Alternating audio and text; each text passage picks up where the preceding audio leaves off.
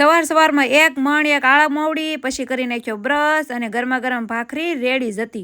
તો બેસી ગયા બધા નાસ્તો કરવા અને મારા ભાઈ ને ભાભીને સવાર સવારમાં શાક ખાવા જોવે શાક.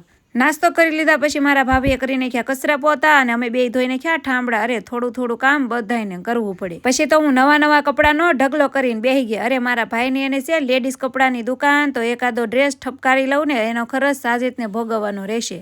પછી તો નાઈ ધોઈને મસ્ત રેડી થઈ ગયા. અરે આજ તો અમારે જવાનું છે ઝાલરિયો પથ્થર જોવા. તો હવે ચાલો. જેવા અમે રોડે ચડ્યા એટલી વારમાં તો સાજીદના હગા જોવા મળી ગયા. અરે બીજું તો કાંઈ નહીં, પણ અમારું શારેનું મેસિંગ કેમ બાકી. અને મારી નજરમાં તો આ મોટો જબર પંખો આવી ગયો. અરે સોરી આને પંખો નહીં પવન છક્કો કહેવાય.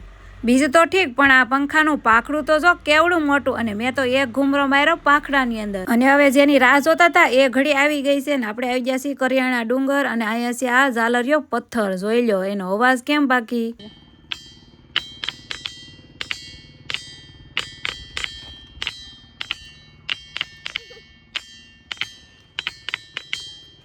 તો જો આવે છે ને અસલ ઝાલર જેવો અવાજ. જો બીજા પાણામાં શેક કર્યું ને તો ત્યાં એવો અવાજ નહોતો આવતો. અને જો સાઈડમાં એક સરસ મજાની નદી પણ વહે છે. અને અહીંયાથી જો પવન ચક્કાનો નજારો કેમ બાકી છે ને એક નંબર. હાલો તો હવે જવાનું છે ઘેરે ને આપણે મળીશું નેક્સ્ટ વિડીયોમાં. Thanks for watching.